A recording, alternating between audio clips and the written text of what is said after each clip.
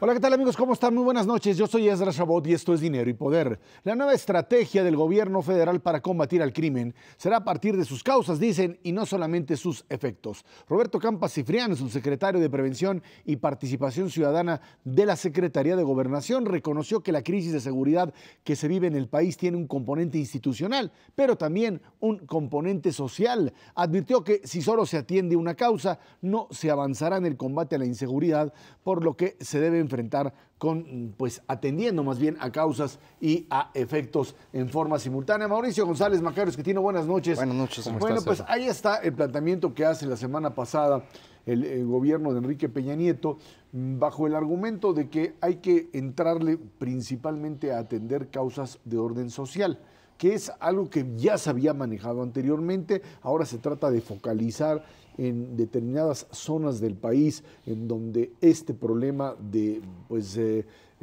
mala situación económica, falta de atención a grupos vulnerables, dicen es lo que genera o lo que provoca hasta cierto punto un tipo de delincuencia. Y ahí, bueno, pues podríamos empezar a discutir otra vez de qué delincuencia estamos hablando, porque si bien es cierto que la pobreza genera un tipo de delincuencia y es un caldo de cultivo también para otro tipo de delincuencia organizada, lo cierto es que, pues, atendiendo causas sociales, es cierto que se puede disminuir con la delincuencia común y corriente, pero no necesariamente a aquella que es delincuencia organizada, que se maneja con otros parámetros. Yo coincido, hay una creencia de que la violencia tiene estas causas sociales, es una creencia que tiene una gran cantidad de personas y que el gobierno pues está tratando de utilizar para construir este programa. Hasta donde yo conozco los estudios académicos que relacionan pobreza o desempleo o mala situación económica con crimen, la única relación más o menos clara es cuando hay crecimiento en el desempleo y delitos patrimoniales, es decir, robo. Esa es la única relación, no existe otra clara. De manera que esta idea de que uno debe atacar las causas sociales porque eso va a reducir la delincuencia, a mí me parece que no tiene mucho sustento, aunque mucha gente cree que el debe caso hacerse. de Ciudad Juárez, por ejemplo, cuando se atendió en esa lógica también y funcionó. El caso Tijuana también funcionó. Lo que pasa es que quizá ahí se manejaron las dos variables. Por un lado, la atención social, pero también un combate frontal a un crimen organizado que tiene otra forma de actuar. Fue ¿no? fundamentalmente esta segunda parte en los dos casos, en Tijuana y en Juárez. La transformación de una ciudad entera, por ejemplo, del tamaño de Ciudad Juárez, para una situación social distinta, no ocurre en 6 meses ni en un año, y sí ocurrió en 6 meses una reducción significativa de la violencia por una forma distinta de operar la vigilancia y pues las acciones del gobierno. Yo creo que el enfoque es bueno. A mí me parece que aun cuando no exista esta evidencia que menciona Macario, eso no quiere decir que en la realidad no haya efectos positivos de darle un enfoque social o de que el gobierno atienda algunas de las carencias sociales de muchas comunidades con objeto de que los jóvenes, porque están muy enfocadas además a los jóvenes, educación, deportes, actividades sociales, esparcimiento, pues no caigan presa del crimen, ya sea organizado o no organizado, porque también ahí es muy difícil saber, ¿no? Es posible que alguien se empiece a dedicar a robar relojes en los semáforos y después termina, ¿no? Exacto, de sicario. A mí me preocupan los plazos, porque si bien yo en lo particular reconozco que el enfoque me gusta, es correcto, puede ser bueno, pero la pregunta es en cuánto tiempo, Esra. Esto se puede llevar muchísimo tiempo, inclusive en los casos estos de éxito como son Ciudad Juárez y Tijuana, tuvieron que pasar varios años para que viéramos un punto de inflexión en la criminalidad. Y por otro lado, pues lo que estamos viendo son comunidades que ya no tienen paciencia, o sea que sobre todo ciudades medias o pequeñas, sobre todo poblados, que dicen, mira, ¿sabes qué? Aquí mejor los ciudadanos tomamos la tarea de protegernos entre nosotros porque el Estado no está cumpliendo su función. Eso está proliferando en Guerrero, en Michoacán, en varias entidades del país, y pues yo ahí lo que veo es un vacío.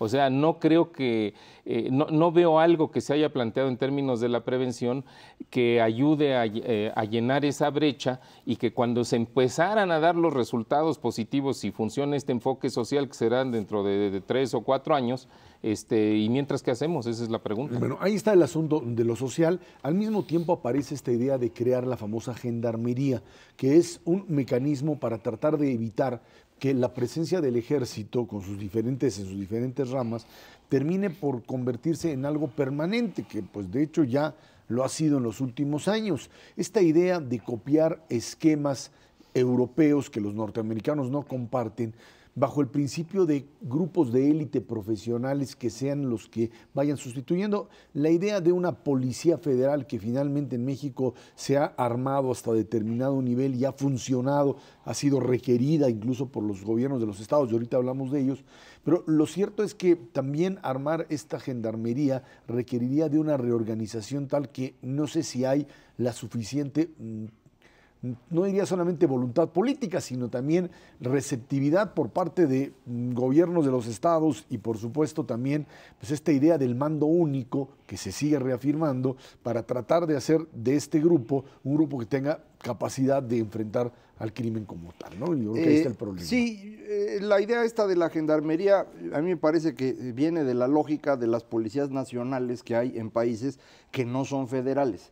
Por eso Estados Unidos no tiene ese tipo de policía. Tiene una policía federal, que es el FBI, que es muy limitado en sus funciones y actúa exclusivamente en los delitos federales, que es el mismo caso de nuestra policía federal. ¿No? Pasa que la nuestra se hizo más grande porque pues, las municipales y estatales en muchos casos ni existen.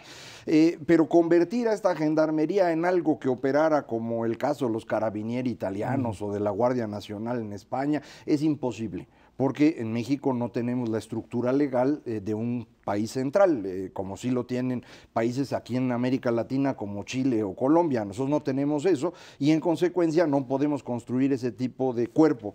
La idea del mando único, que sería una especie de sustitución de esto a nivel estatal, pues no parece ser compartida por la mayor parte de los gobernadores, y algunos gobernadores que sí lo están tratando de impulsar, se les vino el mundo encima.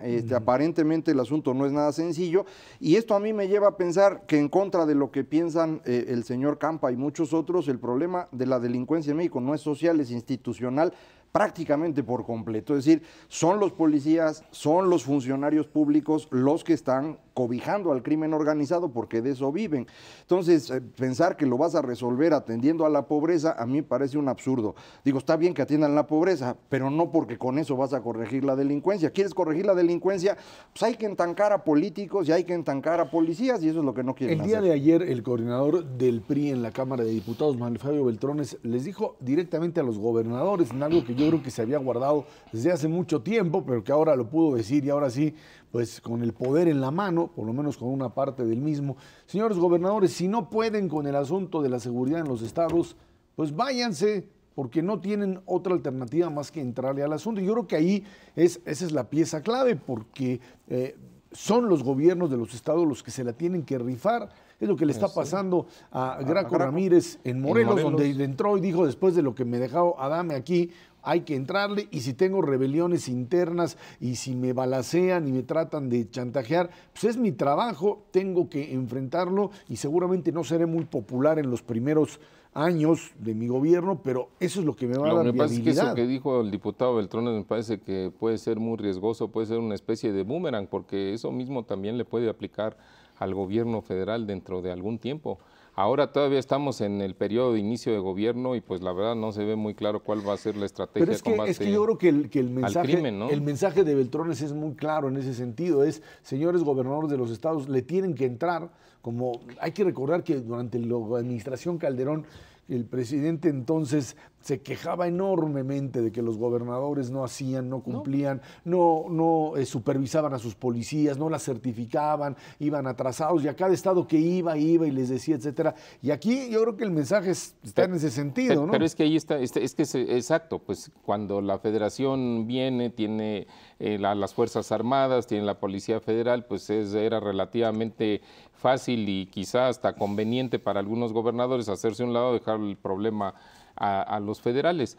Y creo que estás tocando el punto central ahí, el asunto de que los gobernadores de los estados tomen en pleno estas funciones, lo que requiere son esfuerzos que ya hemos visto que también se llevan mucho tiempo, que son difíciles de operar, o sea, no es nada sencillo y cuyos resultados, pues en consecuencia, también se toman algún tiempo. ¿Por qué? Porque necesitas, de entrada, para tener un mando único necesitas primero policías, ¿no? Segundo, como no tienes suficientes, necesitas atraer gente que quiera ser policía, para lo cual los necesitas primero analizar, ¿no? Para que no vayas a estar incorporando a quien no debes en las fuerzas de seguridad. Por otro lado, los tienes que capacitar, por otro lado, tienes que tener el presupuesto. Imaginémonos que ahí no va a ser tanto el problema. Después los tienes que equipar, Esra, ¿no? Porque ya los tienes, ya son policías, ya saben lo que tienen que hacer, pero le tienes que dar instrumentos para hacerlo, porque si los tienes a pie, no les das policías, no les das patrullas, no les das medios para que vayan a luchar contra los criminales, pues está difícil. Y para eso lo que necesitas es inteligencia local, pero no inteligencia de los gobernadores, inteligencia, también, ¿no? También, pero inteligencia sobre todo ¿no? De dónde están los criminales, qué están haciendo, qué está pasando. Eso es un proceso, es como una empresa, o sea, es un proceso que se va a llevar muchísimo tiempo. Ojo, sería importante empezar en algún momento, pero yo creo que ahí los ciudadanos tenemos que estar muy conscientes de que si se van por ahí, los resultados no van a ser prontos y la federación tiene que tener una especie de esquema de transición, porque si no nos quedamos en el peor de los mundos. Ni unos hacen su chamba y los otros que sí la hacen se empiezan a retirar, pues creo que eso estaría mal. La semana pasada platicábamos ya sobre este asunto de las policías comunitarias. Macario, ¿te acuerdas? Decíamos un poco esta idea de que en muchos casos se trata pues, de grupos de autodefensa ya convertidos en paramilitares que golpean a otros grupos políticos que son contrarios a ellos. Ahora se ha tratado de plantear esta idea de incorporarlos y volverlos parte de la institucionalidad, negociar con ellos. Aquí otra vez volvemos a entrar en esta lógica del Estado mexicano, en donde la cuestión del Estado de Derecho se hace a un lado y en donde otra vez volvemos a mecanismos de cooptación que en el pasado funcionaron, los atrajeron disidentes, los volvieron parte de, pero habrá que ver si esas policías comunitarias como tales, uno, están preparadas, dos, están jugando contigo como Estado y tres, si finalmente tienen la voluntad de alinearse a una estrategia de Estado o están jugando en función de intereses del cacique local o de aquel que de una o de otra manera los financia, porque no están ahí de a gratis, ¿no? Efectivamente, este es un problema serio que no se quiere analizar adecuadamente. Otra vez son las creencias que tenemos. Una creencia muy importante en México es que los males vienen de la pobreza y que el Estado es el responsable de resolverla. Por eso la cruzada contra el hambre, por eso este asunto de prevención, que en ambos casos son programas totalmente confusos. No ha sido claro ni qué va a ser la cruzada contra el hambre, ni lo que presentaron de prevención tiene nada claro de qué van a hacer, que están orientados geográficamente y por grupo social, que esto a mí me parece clientelismo político, a menos que se demuestre lo contrario en el tiempo. En este momento, tal y como se han anunciado, estos programas son de clientelismo político. Y si a eso le sumamos esta idea de incorporar a las policías de autodefensa que se hicieron o comunitarias dentro del Estado, pues te regresas prácticamente a cómo funcionó el PRI durante el siglo XX, el viejo régimen, en donde el Estado de Derecho era algo absolutamente impensable y de lo que se trataba era de ir acumulando grupos que tuvieran una relación clientelar con el poder, porque eso te permitía sostenerte tú ahí y empezar a repartir privilegios a distintos grupos. Por eso se arman y por eso es el mismo fenómeno de los que bloquean calles en las ciudades grandes. O toman la universidad, estos toman un pueblo armados, porque allá se puede, acá no se puede, pero allá sí. Entonces esto es lo que yo estoy viendo y a mí no me gusta mucho. Pero este clientelismo político, yo diría, si bien existe la tentación del PRI, también existen otros partidos, en el PRD, por ejemplo, o en algunos más. Hoy aparece un escrito de Ricardo Monreal en el Milenio de esta mañana, en donde él dice, es que hay ciertas constituciones estatales que permiten ¿no? que estos policías comunitarios o que la ciudadanía auxilie, entre comillas, al Estado o a las fuerzas gubernamentales en las tareas de seguridad. La pregunta es, pues que auxilie está muy bien, pero que sustituya se puede volver peor el problema que el que estamos teniendo ahorita. Indudablemente, y es muy buen ejemplo el caso de Monreal, porque Monreal es precisamente de ese viejo PRI, como lo fue Bartlett o como lo fue López Obrador. Ellos son ese viejo PRI y ellos quisieran hacer lo mismo. Tal vez eso explica que varios de estos grupos en Guerrero de autodefensa, pues son grupos que vienen de la izquierda fundamentalmente y bueno, pues tienen esta relación muy cercana con ese viejo PRI. Yo creo que ese no es el camino que queremos. En todo caso, lo que están tratando de armar el gobierno en este momento, lo que intenta armar es una nueva estrategia que le permita en un primer momento volver a tomar un control sobre una situación en donde muchos estados la han perdido, básicamente también por la incapacidad de los gobernadores de entrarle al asunto. Es un trabajo básicamente de coordinación y si el gobernador no quiere perder ningún tipo de poder y estar dispuesto a arriesgar parte de su prestigio, no va a haber ninguna forma de entrarle al tema. Bueno, vámonos a una pausa, de regreso platicamos con usted. La ley de amparo finalmente se aprueba. Hay quien dice se corren riesgos a través de este nuevo mecanismo de protección ciudadana. Esto es Dinero y Poder. El Senado de la República aprobará sin problemas la ley de amparo que le envió la Cámara de Diputados y la enviará al Ejecutivo para su publicación. Algunos legisladores señalan que la nueva ley es un triunfo del legislativo frente al abuso de algunos sectores empresariales. Sin embargo, otros, sobre todo en Acción Nacional, advierten que esta nueva forma representa una ley de garrote que pretende aplicar el gobierno federal a la iniciativa privada. Ahí están los dos puntos a debatir. Nos acompaña aquí en el estudio de Dinero y Poder Fernando Gómez Mont, abogado y exsecretario de Gobernación. Fernando, muchas gracias por estar aquí con nosotros. A tus órdenes, César. La ley de amparo, dicen, se convirtió en un instrumento de abuso. Ahora pues sirve para sacar a senadores del Torito, bueno, y a muchos otros, ¿no? Yo creo que ahí sí antes servía. ¿No? Frente a la dinámica de este tipo de faltas administrativas. Pues eso del amparo es toda una industria ahí. A mí me ha tocado ver de varios, así es que sí, es cierto. Lo que pasa es que debiendo quedar excepcionado de esa situación por su propia investidura, pues no quedó por su propia situación y no deja de ser una... Ahora, pero hay un abuso en términos, o había un abuso en términos del manejo de la ley de amparo, bajo el principio de que pues, terminaba siendo algo así como un documento para generar impunidad, por un lado. O sea, yo traigo mi amparo y a mí nadie me hace nada, un instrumento también que funcionó en el viejo régimen para tratar, entre comillas, de defenderse a veces de esos abusos y que en otros lugares es la parte central, fundamental, por supuesto, de un Estado de Derecho. En el caso mexicano también empresarios pudieron parar al gobierno a partir de la emisión de amparos y dicen esto ha sido una perversión de este derecho. Son muchos apuntes frente a un fenómeno que yo creo que hay que desagregarlos un poco. Uno, yo creo que el Poder Judicial Federal, desde, digamos, ya no sabe si hablar desde la fase autoritaria del régimen político, digamos, de la previa a la alternancia, para no herir susceptibilidades, porque para mí la previa a la alternancia tiene varios colores y varios momentos. Ya el Poder Judicial Federal, en alguna manera, se había convertido en un cuerpo institucional que había sido capaz de moderar actos de poder en un momento dado, cuando menos contextualizarlos para que tuvieran salidas más racionales, evitar irracionalidades en el sistema, etcétera. Tan es así que cuando se reformen al principio de los 90 el Poder Judicial para asumir una parte central en el nuevo juego constitucional, había con qué hacerlo y al final los actores políticos asumieron al Poder Judicial Federal de este país como un árbitro en cuestiones centrales como competencia electoral, en cuestiones centrales como conflictos de competencia, en cuestiones centrales a las que se les fueron incorporadas nuevas funciones, acciones colectivas, este nuevo diseño del amparo, etcétera.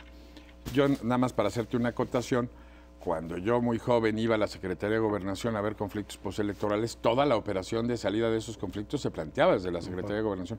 Yo no tuve que ver uno. A mí me tocó buscar un clima de concordia, estabilidad, de racionalidad en la contienda política, pero no me tocó resolver un solo problema electoral, pues ya había un Poder Judicial que era capaz de resolverlo, y así hemos sorteado varias amenazas de crisis constitucional que se pueden dar en diversas elecciones. Es decir, reconozcamos que el Poder Judicial Federal cumplió una función. También es cierto que, sobre todo en materia de determinadas concesiones, se llegó a paralizar la posibilidad regulatoria del Estado en áreas muy importantes, como telecomunicaciones, etcétera. Recordemos que el año pasado todavía la Corte resolvió en estos temas de suspensión que no cabía la suspensión frente a ciertos actos regulatorios de la COFETEL y que yo, junto con otros, peleamos para que así fuera a fin de modificar la relación entre concesionarios y autoridades reguladoras que permitieran destrabar una serie de temas que se habían atorado por una serie de litigios y por la existencia de estas suspensiones, dejando al Estado en una especie de parálisis que nos estaba reflejando todo un retraso en el desarrollo de áreas estratégicas del país por su incapacidad relativa para regular con eficiencia estos fenómenos. Había que cambiar los incentivos para que regulados y reguladores se sienten sobre diversas bases de comunicación a encontrar las salidas a temas complejos y complicados. Por ejemplo, algo que es muy representativo es la materia de telecomunicaciones, pero también se da en materia energética, en materia de televisión abierta, etc. Digamos que la alternancia quedó deficitaria en la necesidad de ordenación de estos sectores y parte del tema fue por la estructura de procedimientos judiciales que tenían esa capacidad obstructiva. Yo sí soy de los que creen, y mira que represento tengo algunos clientes en esa materia, que había que modificar esa relación, ¿eh? Y que había que centrar las bases de la comunicación entre concesionarios y concesionante desde un lugar distinto donde no se pierda la prevalencia del concesionante en estos casos. No es cierto que ya no vaya a haber suspensión en ningún caso.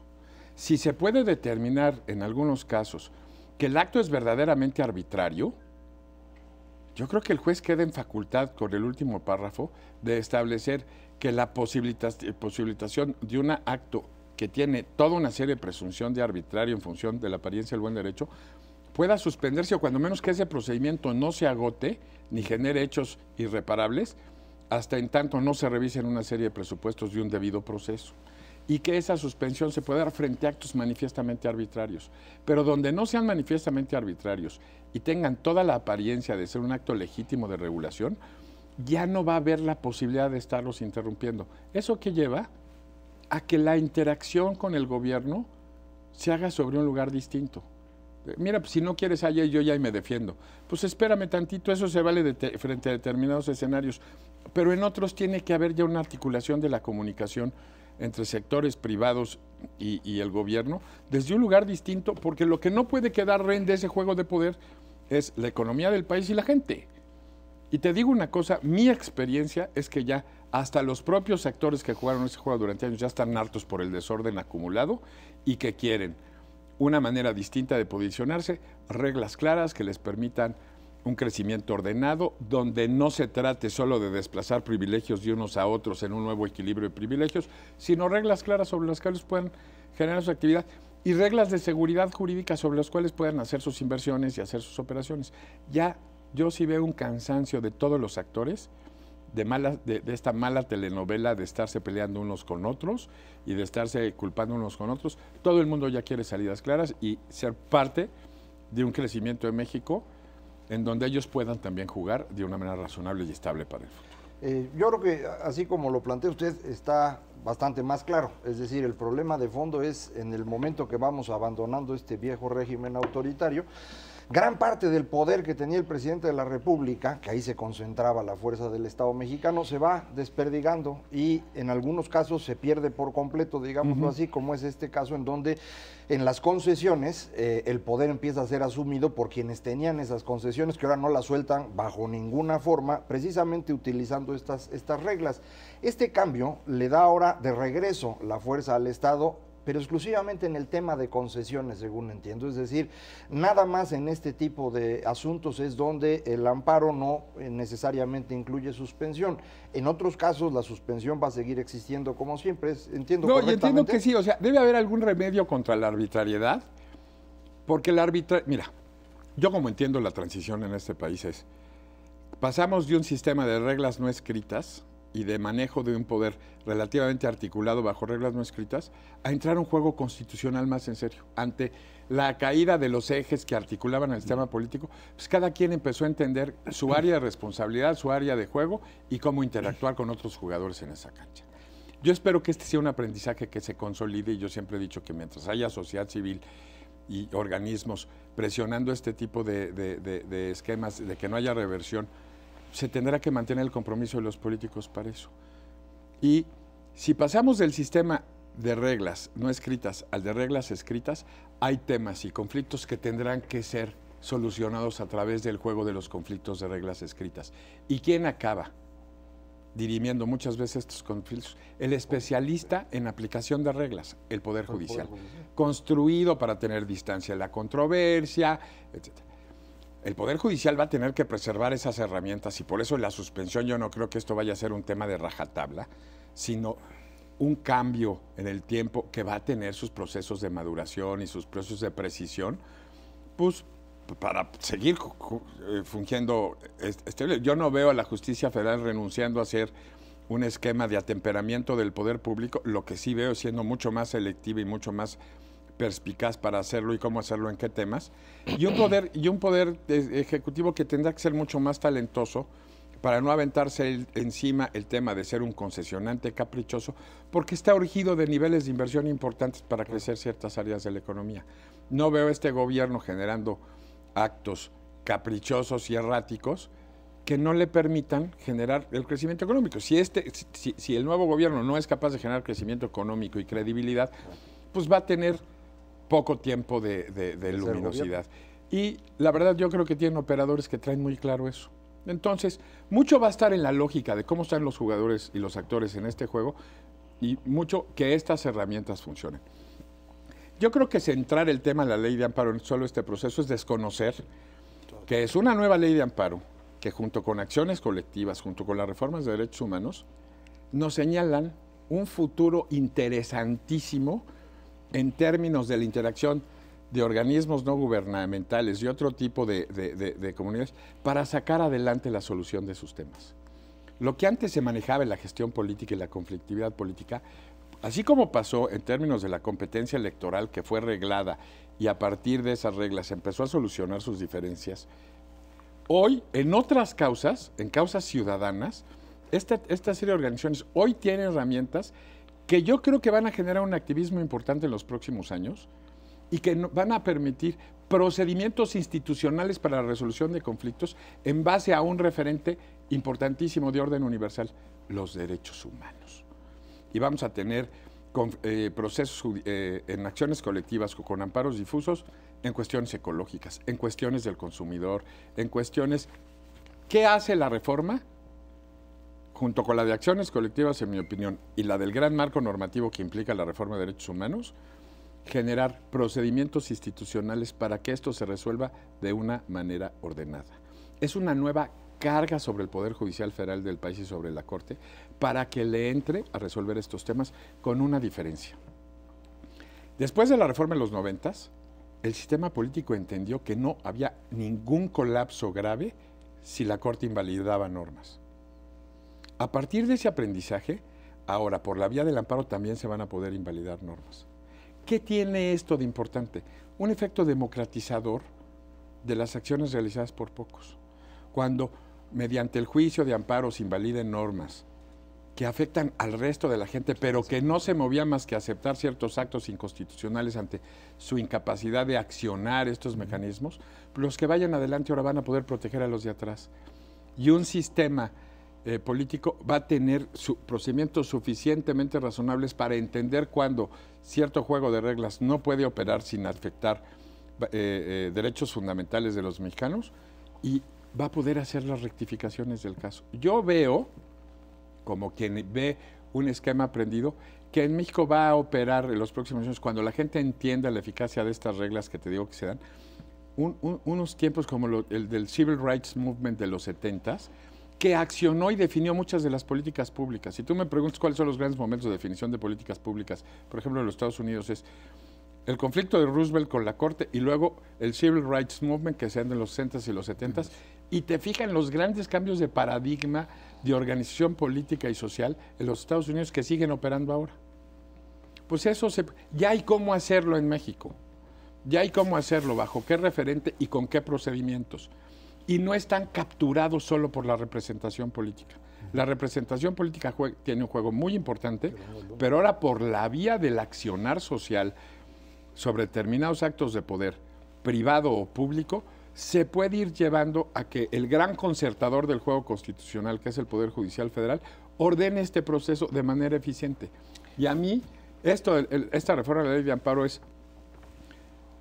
la última fase para que se asienten las herramientas que permitan el espacio institucional para que diversas organizaciones intermedias distintas a la representación política entren al juego de presionar la definición de políticas públicas y de reglas apegadas a un ideal universal, que es desarrollo social y económico en función de un juego de respeto donde minorías y mayorías puedan coexistir mediante el respeto a la integridad de sus jugadores básicos, que son sus miembros, donde se establezcan parámetros democráticos para la movilización de los grandes temas nacionales.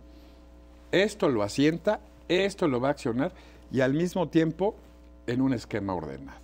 Y para mí son buenas noticias, es parte de lo que yo pude empujar en mi intervención con el gobierno. Creo que es como abogado, creo que abre oportunidades interesantísimas para el accionar de la sociedad en este proceso y que en la medida que se vayan aterrizando en la conciencia de estos grupos, que ya no es la mera movilización de los temas lo que genera capacidad de moverlos, sino también la capacidad de accionarlos y analizarlos en función de estas reglas fundamentales de derechos humanos, lo que va a permitir un avance progresivo y más rápido y tal, porque ya no hay tanto desperdicio de energía social en torno a estos temas, sino ya se puede accionar desde una manera ordenada. Fernando, nos queda poco tiempo, quizá un par de minutos, pero de manera muy breve te diría, ¿no crees tú que al eliminarse la figura de la suspensión, el gobierno eventualmente también podría tener la tentación de ser autoritario, sobre todo en el tema de las concesiones? Ahorita estamos en una fase donde el gobierno inicia, pero tú sabes muy bien que los gobiernos tienen ciclos y luego viene la fase donde los gobiernos ya van a acabar y que pudieran cometer alguna arbitrariedad. ¿Cuáles son los elementos que evita que el gobierno abuse, no hoy que está empezando esto, sino dentro de 4 años o dentro de 5 años, en donde digan, no, pues yo con este grupo no me llevé bien y le quito la concesión o le busco una excusa para bloquearle el negocio? A ver, bueno, eso... No, a ver, uno, yo no creo que se quita completamente la suspensión, se matiza su aplicación, pero regreso, de la redacción yo entiendo, y lo vamos a ir viendo en los precedentes judiciales, que es operable la suspensión, cuando de no hacerlo se quedaría sin materia absoluta el proceso. No van a apostar los jueces federales, y casi te lo firmo, a volverse inocuos en ese proceso. Una cosa es que entiendan que ya no pueden ser obstrusivos, y otra cosa es que ellos mismos anulen un poder que han aprendido a usar en los últimos años y que lo traten de hacer desde un lugar ordenado. No desaparece la suspensión, se matiza su aplicación. De tal manera que en ciertos casos el juez, si mal no recuerdo, cuando sostenga que el interés social puede quedarse mayormente afectado de no establecer la suspensión, el juez puede plantearla. Y vas a ver casos en donde cuando menos, regreso, muchos jueces digan, sígase con el procedimiento que se viene llevando a cabo, pero no se resuelva hasta que se resuelva el siguiente amparo. Digamos, en donde no se permite que el procedimiento termine. Yo creo que en donde la apariencia del buen derecho está notoria por la arbitrariedad que asume el acto, eso puede aplicarse.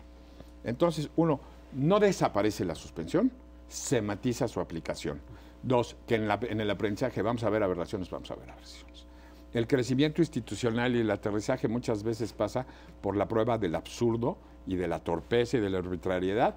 Lo que digo es que hay herramientas que tarde que temprano van a moderar eso, porque no todo, y no va a poder toda la complejidad del país administrarse desde la buena fe del presidente de la República. Siempre habrá operadores muy limitaditos que echen a andar procesos, pues siempre, sí, ¿no? De donde la quieras, muy limitaditos, que echen a andar verdaderas locuras y que podrán ser moderadas. Y muchas veces la respuesta del poder será llegar a decir, oigan, pues suspendan eso, caray. Si no, ¿cómo salimos, no? Y espacios donde la suspensión matice. De que ya no se puede llegar y jugar este juego desde antes, de que, pues mira, si no te gusta, házmelo, yo me defiendo y yo te lo paralizo. Y esta posibilidad que se tenía ya de diferir los actos de regulación por meses o años. Desalineó completamente una comunicación seria entre concesionantes y concesionarios. Eso es cierto. Y los más serios llegan y dicen, pues es que yo también tengo que entrar a eso, pues si no me quedo fuera del juego y me quedo súper vulnerable. Pero me parece absurdo. Yo tengo comunicación y he platicado este tema con concesionarios que en mi opinión son de las gentes más talentosas y serias que tuvieron que caer en ese tema, no porque quisieran, sino porque el costo de oportunidad era altísimo, porque los otros lo estaban haciendo. Ese juego tiene que ser modificado y yo creo que la reforma se dirige a eso. Lo que sí digo es, Y bueno, pues para eso estamos los abogados, ¿no? No nos hemos quedado sin trabajo. No, eso siempre no. la curva de Así aprendizaje, es. siempre la curva de aprendizaje, algún menso la va a regar y hoy son dos herramientas. Yo creo que los procedimientos siguen operando y en esos casos van a poder operar bien, en la mayoría de sus casos. Y dos, la visibilización. Hoy por hoy la transparencia, el aumento de nuestra capacidad en el tiempo y en el espacio de registrar estos procesos políticos y ustedes como medios que están absolutamente comprometidos a que este tipo de aberraciones no se queden enterradas en la arbitrariedad, ¿no? Y el hecho de que haya siempre intereses encontrados en el juego hace que unos quieran visibilizar lo que los otros quieren tapar. En esa medida, me cansa que yo no veo Muchísimas gracias. con terror este juego y yo creo que va a funcionar. Fernando muy Gómez bien. Mont, muchísimas gracias por estar aquí con nosotros. A sus órdenes. Esto es Dinero y Poder. El presidente Enrique Peña Nieto presentó su política nacional de vivienda con 4 acciones fundamentales: coordinación institucional, desarrollo sustentable, reducir el rezago en vivienda y lanzar 350,000 acciones para mejorar y ampliar los inmuebles. Bueno, pues la vivienda vivió un proceso de estancamiento en los últimos años, después del auge durante el gobierno de Fox, y ahora se intenta con este mecanismo reactivarla. Así es, Ezra, y la verdad es que es un buen esfuerzo porque parte de los problemas tienen que ver con el tema de coordinación entre gobierno, desarrolladoras de vivienda, autoridades de vivienda. Como que se interrumpió la comunicación efectiva el sexenio pasado y entonces el sector ha tenido muchísimos problemas. Mira, por un lado veías clarísimamente situaciones de sobreoferta de vivienda, o sea, conjuntos de residenciales que se construían y luego o no se ocupaban o se ocupaban y la gente se salía de ahí. Quiere decir que estaban mal diseñados en lugares donde la gente no le convenía. O lejos del trabajo. Lejos del trabajo, o que la calidad de las viviendas era pésima. Y el gobierno, pues la verdad, aunque debería de haber hecho algo, no lo hizo.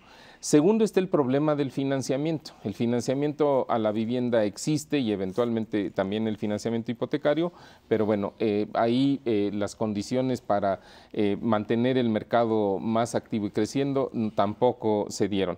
Ahora, y tercero, a pesar de que en algunos lados había sobreoferta de vivienda, vemos que a nivel de país sigue habiendo un déficit de vivienda que los expertos estiman alrededor de 9 millones de hogares, que no son pocos. Entonces, lo que pretende este plan pues es más o menos encontrarle solución a esta problemática.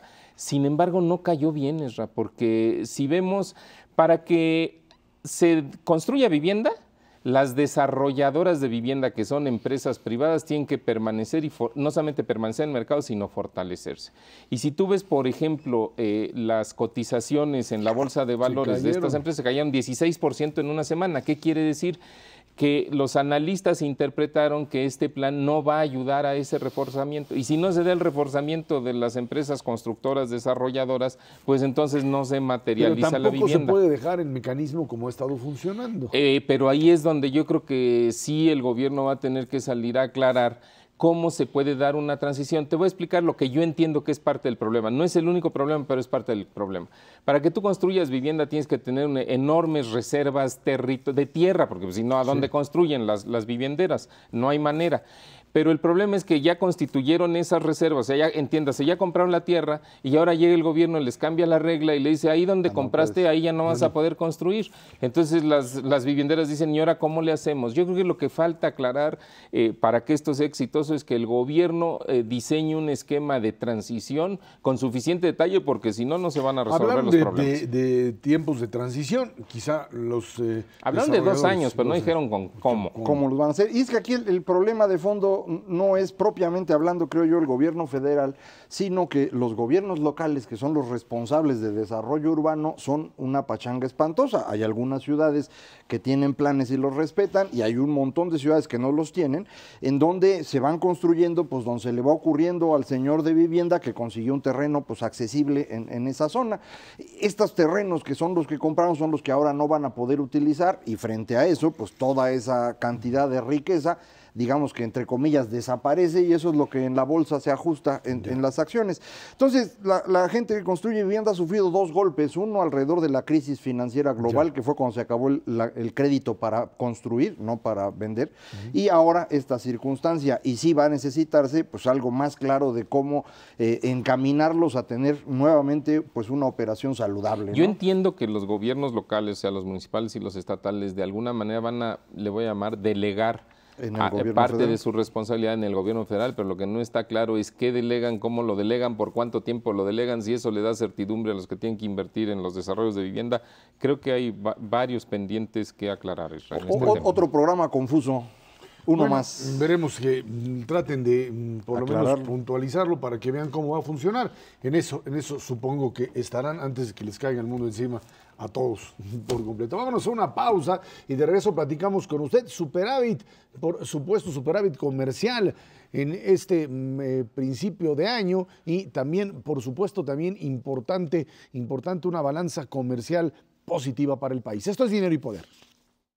El INEGI informó que la economía se desaceleró en el último trimestre de 2012 y creció menos de lo estimado, afectada por un menor dinamismo de la industria y el sector servicios. De esta forma, en todo 2012, la economía del país registra un aumento anual de 3.9%, un poco menos del 4% anual estimado por los analistas. Este resultado no solo fue insuficiente para crear una mayor cantidad de empleos, sino que tampoco contuvo la informalidad creciente, aun cuando la cifra fue mejor a la de países industrializados, ¿no? Bueno, pues ahí están datos de crecimiento del empleo, buenos, datos del crecimiento del Producto Interno Bruto, casi en el 4, 3.9, superávit comercial. Sí, en general los datos económicos a mí me parece que son bastante positivos.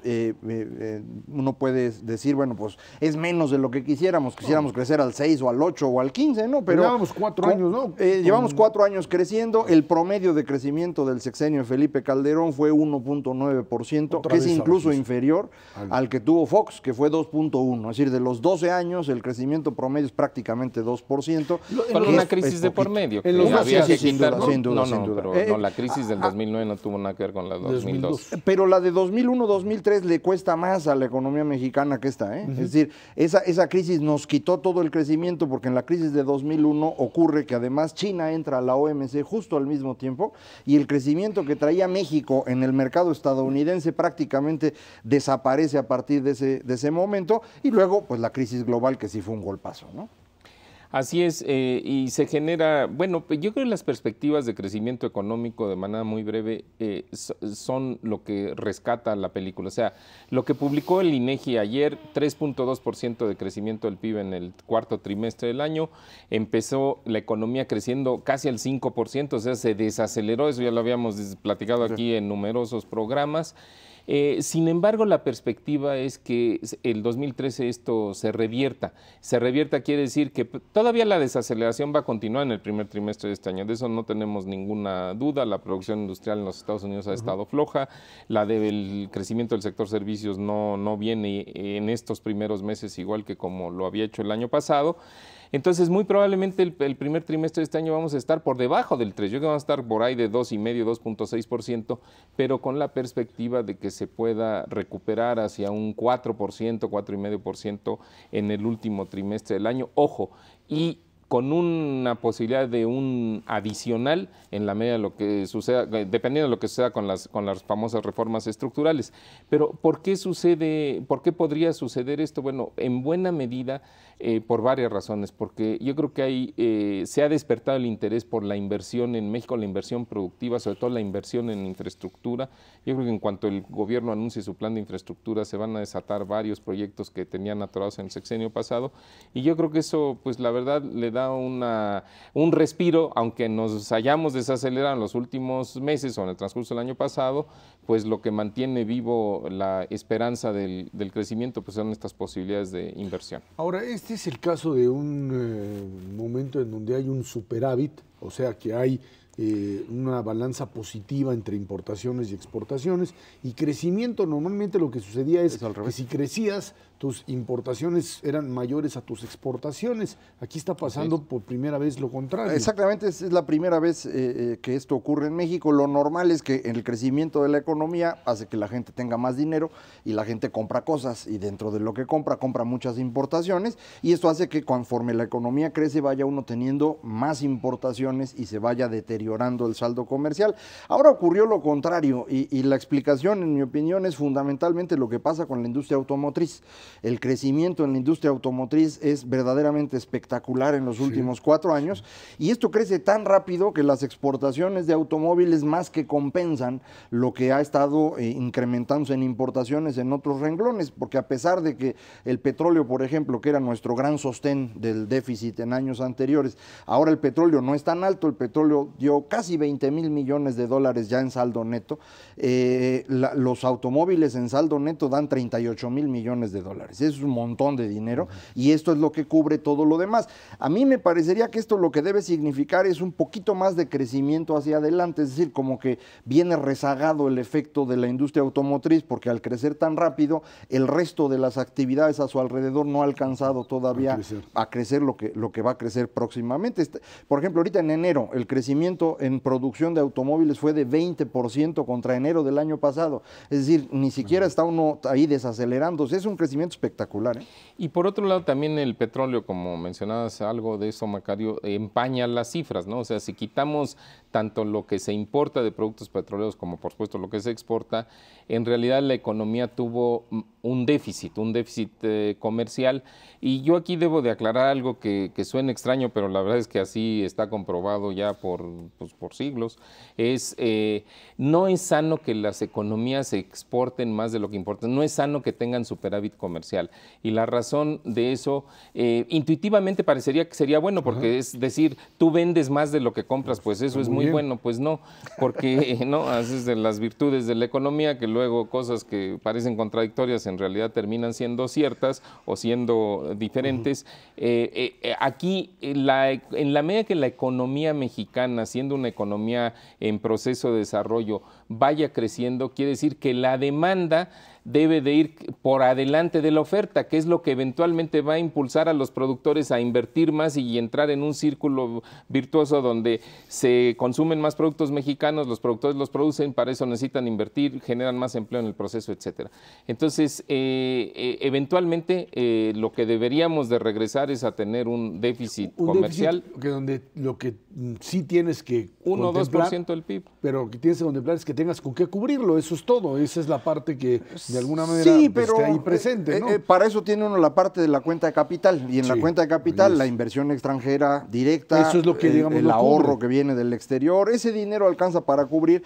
Lo que hemos estado pensando en México desde hace ya 20 años, 25 años, es que lo que deberíamos tener de ahorro externo, es decir, el dinero que viene de fuera que nos va a ayudar a financiar el déficit, debe rondar 3 puntos del PIB. Si está en esas cifras es manejable. Cuando se va por encima de 5 puntos del PIB es cuando viene la catástrofe. Así pasó en 76, en 82 y en 95. Entonces, si estuviéramos en 3 estaría todo dar. Ahorita no estamos en 3, estamos en 0. Es decir, la balanza comercial quedó un poquito de superávit, pero prácticamente en 0. Quiere decir que todo el dinero que entró del exterior lo que te va a provocar es que tu moneda empiece a ser demasiado valiosa.